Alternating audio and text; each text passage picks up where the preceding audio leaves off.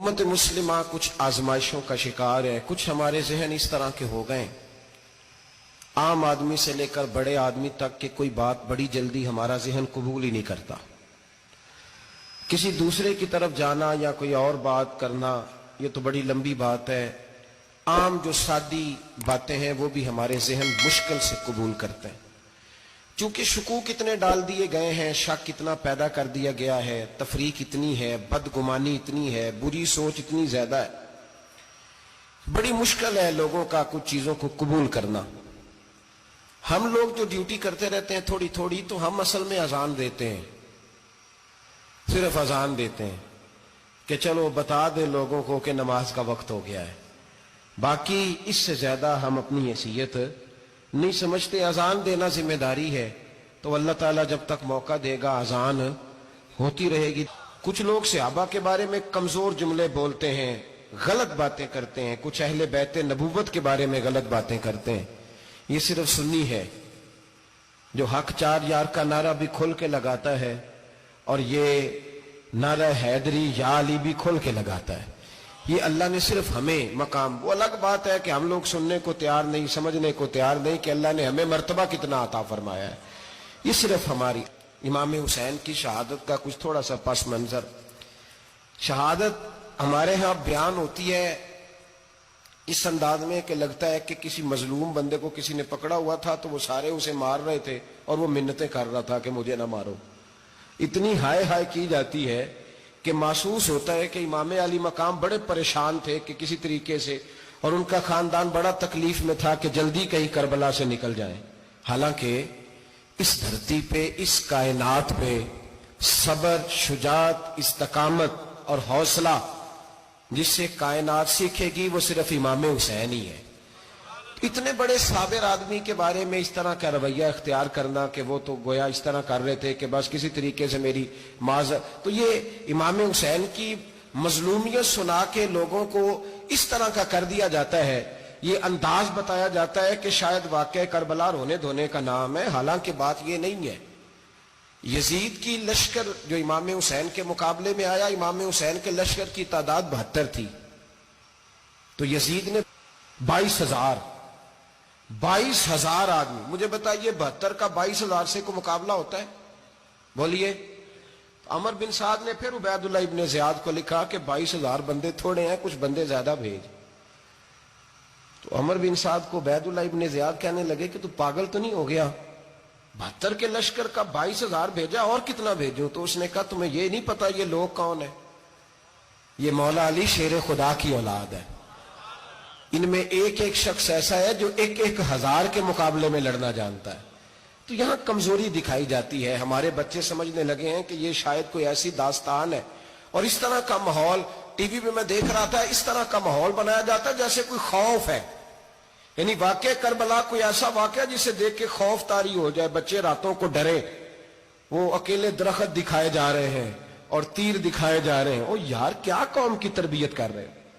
واقعہ کربلا حوصلے کا نام ہے، دلیری کا نام ہے. سنیں بات اصل میں کیا تھی، بڑے ٹھنڈے دماغ سے میری بات کو سمجھیے گا. حضرت مولا علی شیر خدا کے بعد مسلمانوں کے متفقہ امیر بنے تھے حضرت امیر معاویہ. انہیں امیر کس نے بنایا تھا؟ امام حسن نے، حضرت علی کے بڑے صاحبزادے. حضرت امام حسن نے ان سے صلح کی، انہیں خلافت دی. اور صحیح بخاری میں نبی پاک نے فرمایا تھا میرا بیٹا حسن سردار ہے، جب مسلمانوں کی جماعتوں میں لہو بہ جائے گا تو حسن ان کی صلح کرا دے گا.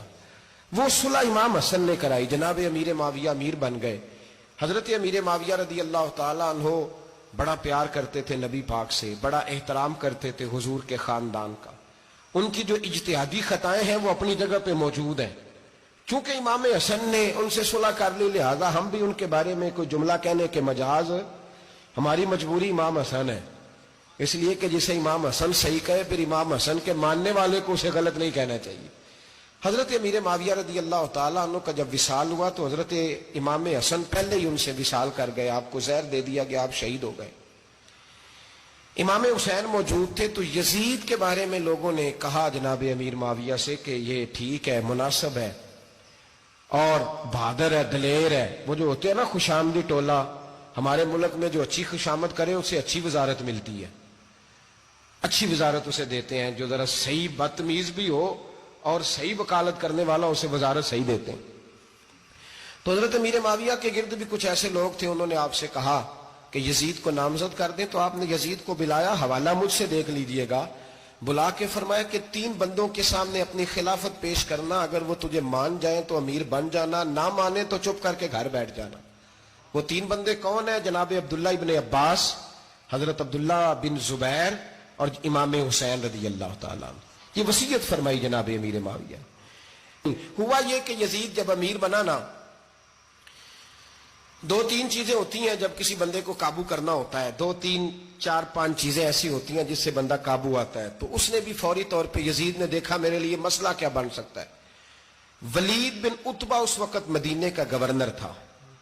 یزید نے اس کو خط لکھا کہ امیر عرب کا رواج آج بھی ہے کہ جب تک نئے خلیفہ کی بیعت نہیں ہو جاتی پرانے کے انتقال کی خبر ہی نہیں دیتے، اس کو رکھے رکھتے ہیں۔ یہ ان کا طریقہ ہے، وہ کہتے ہیں کہ ولی عہد اچھی طرح قبضہ کر لے پھر بتائیں گے۔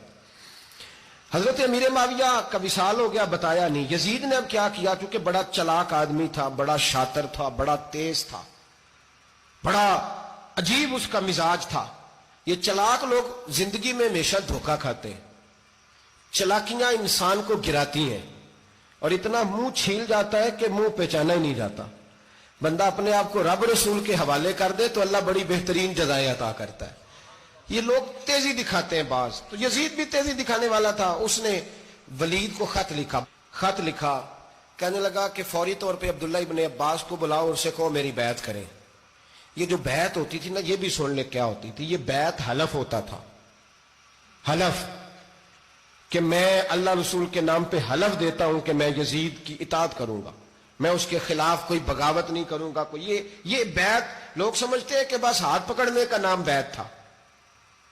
اس بیعت کا متبادل جمہوری ملکوں کے اندر ووٹ آیا ہے، اس کا متبادل لفظ۔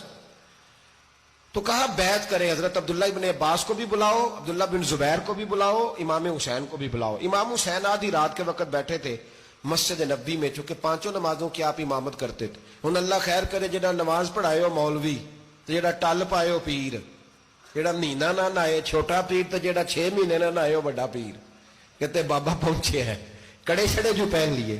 بھائی امام حسین تو نمازیں پڑھاتے تھے، مولا علی تو نمازیں پڑھاتے تھے، مسجد کے خطیب تھے، اب اس کو تو مولوی کہہ دیا جاتا ہے بیچارے کو۔ تو ملنگ کون ہوتا ہے جی؟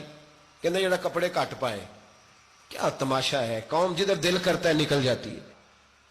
امام حسین نماز پڑھا کے عشاء کی بیٹھے تھے جناب عبداللہ بن زبیر۔ عبداللہ بن زبیر کون تھے؟ یہ نبی پاک صلی اللہ علیہ وسلم پھپھی کے پوتے تھے اور جناب صدیق اکبر کے نواسے تھے، حضرت عبداللہ بن زبیر۔ اور جناب زبیر بن عوام عشرہ مبشرہ صحابی ہیں، ان کے بیٹے تھے، بہت زیرک آدمی تھے، یہ بھی امام حسین کے پاس بیٹھے تھے۔ عبداللہ ابن عباس بھی تھے جو حضور کے چچا کے بیٹے ہیں، اس امت کے پہلے مفسر ہیں قرآن پاک۔ یہ لوگ بیٹھے تھے تو ولید نے ایک بندہ بھیجا، اس نے آ کے کہا جناب آپ کو گورنر صاحب نے بلایا ہے۔ تو عبداللہ بن زبیر کہنے لگے حسین اس وقت بلانے کی بات سمجھ میں نہیں آئی۔ تو امام حسین بڑے بصیرت والے تھے، اللہ نے بصیرت دی تھی، کہنے لگے عبداللہ آپ کو سمجھ نہیں آئی، مجھے سمجھ آ گئی ہے، امیر معاویہ وصال کر گئے اور یہ ہمیں جو بلایا گیا ہے نا، یہ یزید کی بیعت کے لیے بلایا گیا ہے۔ تو کہا پھر آپ آدھی رات کو نہ جائیں، آپ کے لیے خطرہ ہوگا۔ تو امام حسین فرمانے لگے